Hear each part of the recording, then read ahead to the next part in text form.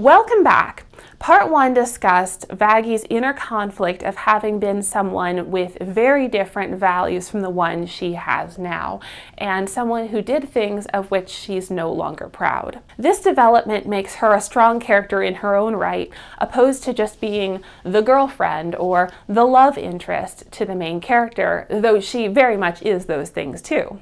This video continues our discussion of Vaggie by examining her dynamic with Charlie and what that relationship adds to the overall plot and themes of the show. Vaggie and Charlie are a long-term couple who've been together for 3 years. This isn't the longest anyone's ever been together, but it's certainly long enough that their relationship isn't that interesting, at least in terms of watching their romance develop over time, and it's not supposed to be. Medrano did this on purpose. This isn't the story of their romance, of the first shy moments they met and the dates they went on as they built rapport with one another. We get a glimpse of that in a flashback, but even that glimpse is in service of the larger plot. Hazbin Hotel is the story of Charlie wanting to save sinners by helping them redeem themselves, and everything, even her love life as explored in the show, serves that purpose. She and Vaggie don't even have a romantic subplot. Their love is established and secure, and we can take it for granted in most scenes as they casually rely on one another.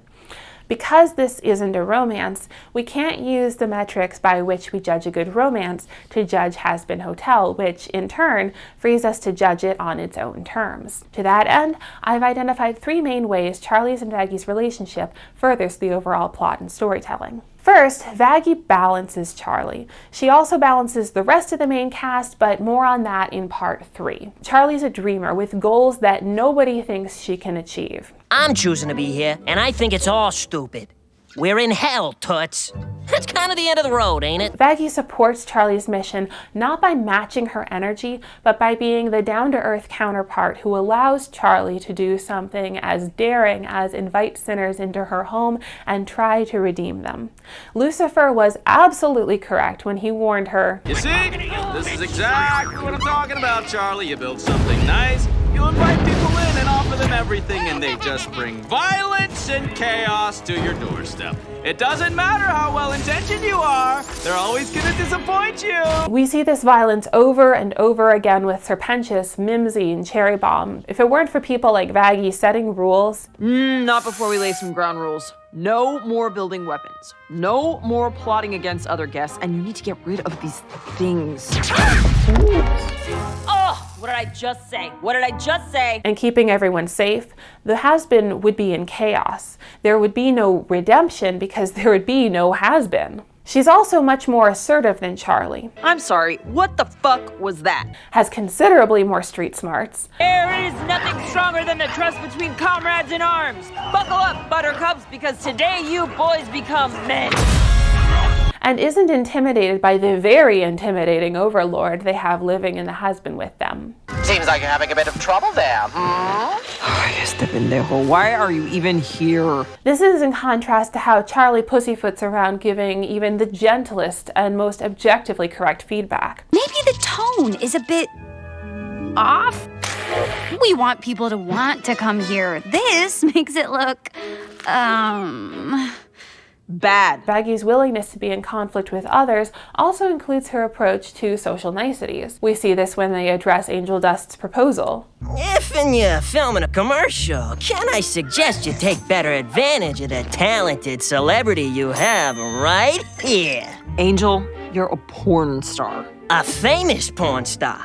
I'll have the horniest sinners knocking these walls down to get in. Charlie reacts like this. Angel, I appreciate you wanting to use your special skills to attract folks to the hotel, but I really don't want to exploit you in that way. And Vaggie reacts like this. We are not filming a porn as a commercial. She's much more willing to reject a bad or inappropriate idea because she's less afraid of offending someone. She and Charlie work well together because they have different approaches, strengths, experiences, and temperaments. But these differences can also create friction between them. Just because this isn't a spicy romance doesn't mean their dynamic is boring when it's, and I can't stress this enough, when it's judged on its own terms. In episode 2, Charlie and Vaggie have very different ideas about what kind of security the Hazbin should have regarding the Serpentious situation. When he comes back to the Hazbin after attacking them, Vaggie moves to defend the hotel. Why, hello, my dear. Wait. Whereas Charlie moves to welcome him in. You heard right. Welcome to our home of healing, our resort of restoration. Later, when it's revealed that he's been spying on them, Vaggie asks, Can't we just kill him, shoot him and spill his blood? whereas Charlie prefers to give him another opportunity to change and do better. But who hasn't been in his shoes? It starts with sorry. Because these two characters conflict over their different priorities but still have a foundation of respect and support, we get to see the development of a well-considered approach to navigating redemption while ensuring safety. In episode 3, Charlie doesn't know how to teach people to trust because she's a princess who's never been in any real danger in her life and doesn't know what it's like to have to judge someone's character. I trust everyone, so maybe you'd know better about how to build it properly. So she hands the lesson off to Vaggie, who only knows how to trust her comrades in arms because she used to be an exorcist. When Vaggie reveals how she learned to trust people, Charlie's horrified. This is how you learn to trust people? And it leads to their first real conflict of the show, in which they navigate both the problem at hand. Vaggie, no! This is the only way they'll learn, Charlie. No, it's not. There are other ways. It just takes time. Time we don't have.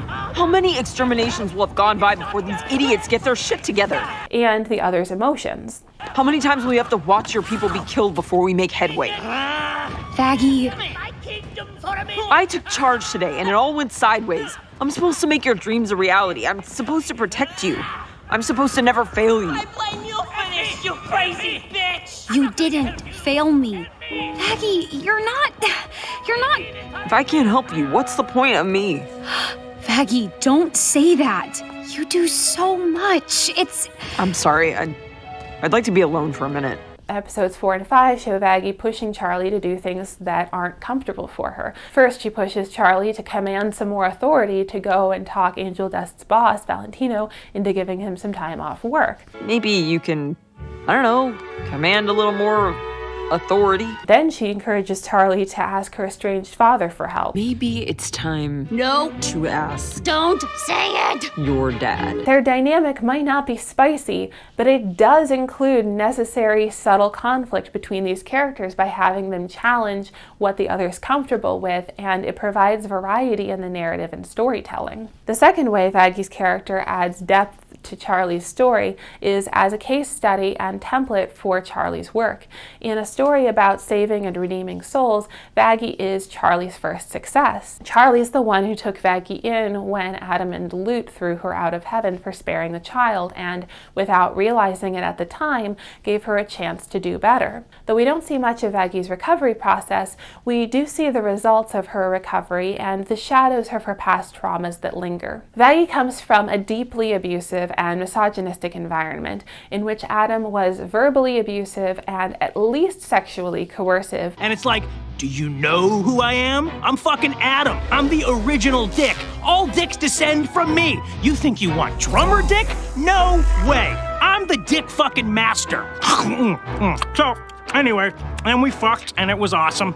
But probably more towards those around him. And it seems to get worse the closer you are to him. Just look at how he talks to Lut. I appear to have some kind of shield, sir! Oh, really? I didn't see this giant fucking shield in front of me, you dumb bitch! No shit!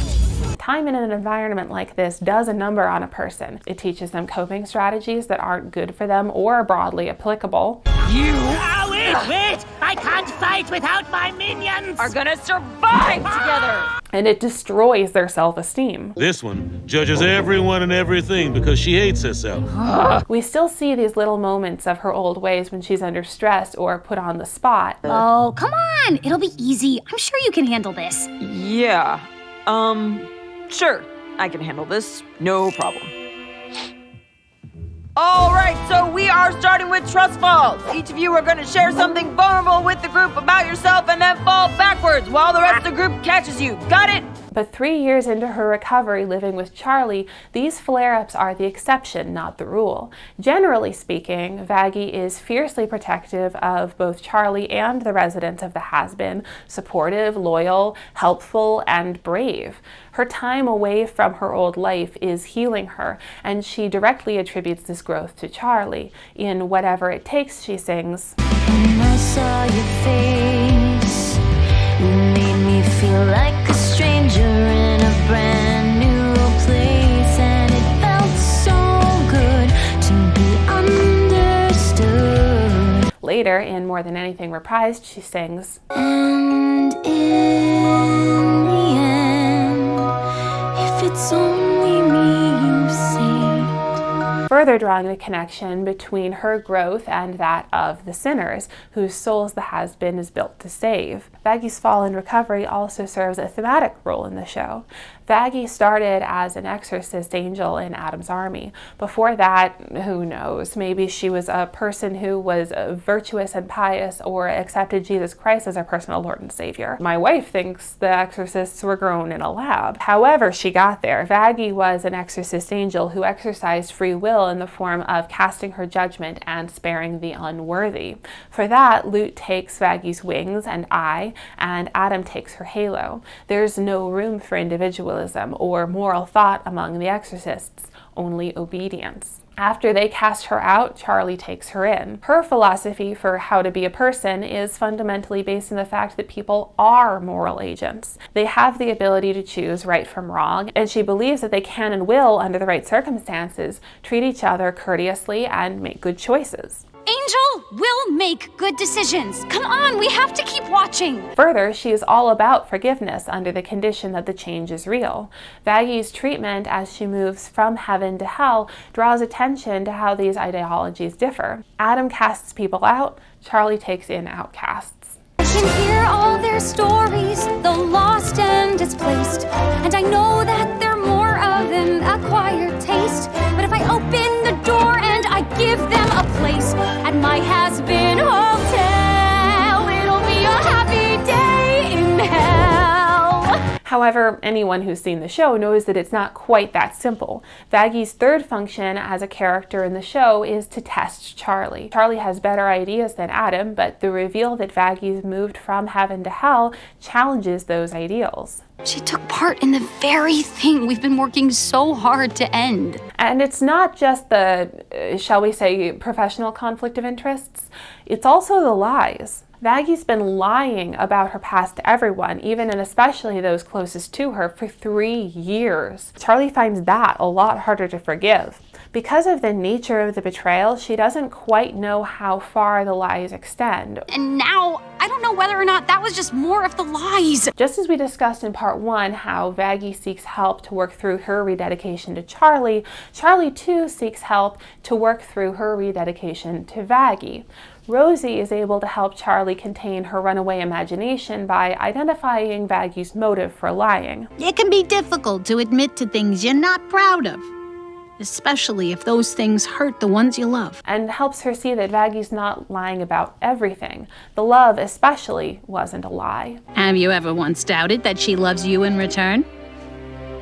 It's not everything, but just this one thing that Vaggie felt she needed to cover up. By finding a way to separate the lies from the truths, Charlie is able to move forward. It's harder for her to forgive Vaggie than most of the others because Vaggie's betrayal cut so deeply and was so personal, but she finds a way to do it.